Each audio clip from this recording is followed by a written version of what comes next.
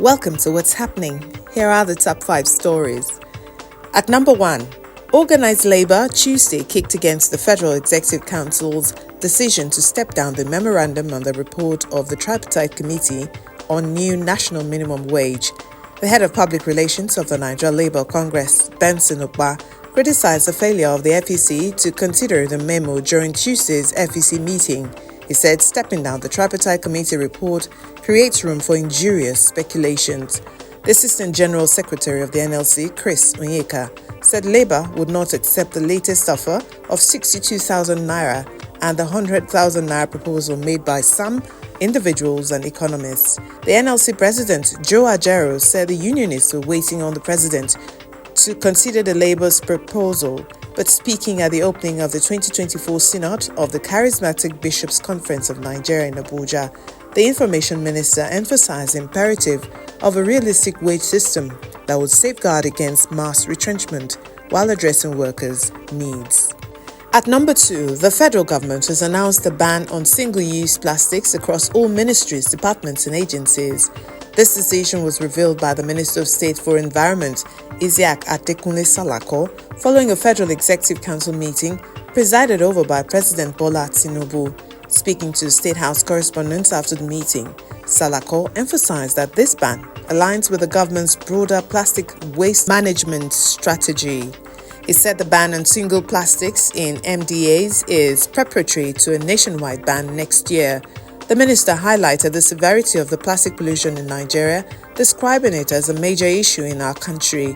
He explained that the ban is part of the administration's efforts to promote responsible plastic waste management by refusing, reducing, reusing, repurposing, and recycling. Salako added that the ban is a leading example for the Nigerian populace to be environmentally responsible and use plastic waste judiciously. At number 3, the Federal High Court sitting in Lagos has restrained Ikeja Electric PLC and the Nigeria Electricity Regulatory Commission (NERC) from applying, administering and/or implementing the purported tariff stipulated in the April 2024 supplementary order on tariff increase on Band A feeders. In a ruling on Tuesday, the court held that the tariff comprises those published by the Ikeja Electric on April 4, 2024 and on May 2024.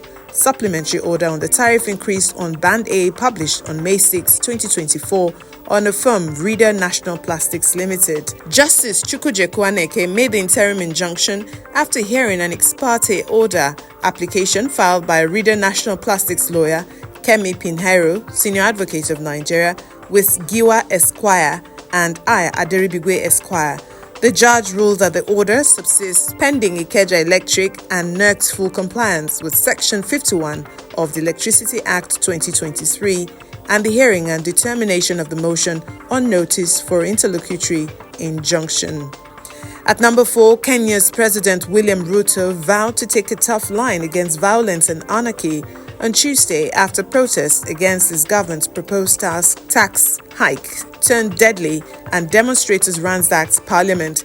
The youth-led protests, which have steadily grown over the past 2 weeks, have been largely peaceful, but chaos erupted in the capital on Tuesday. 5 people were shot dead and 31 wounded. Several NGOs, including Amnesty Kenya, reported in a joint statement.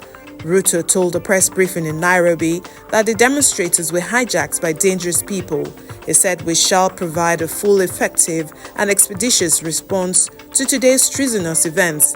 It is not an order or even conceivable that criminals pretending to be peaceful protesters can rain terror against the people, their elected representatives, and the institutions established under our constitution and expected to go scot-free."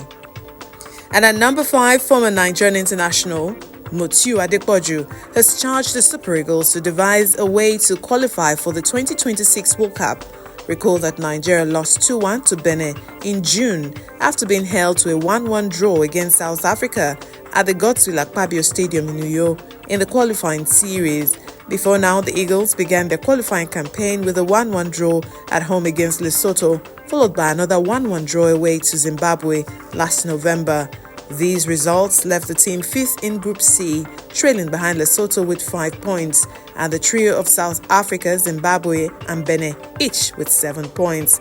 However, in a chat with the news agency of Nigeria, NAN, the 1994 Africa Cup of Nations winner stated that the team needs to focus and find a way to move forward and qualify for the next tournament. That's it on what's happening. Thanks for watching.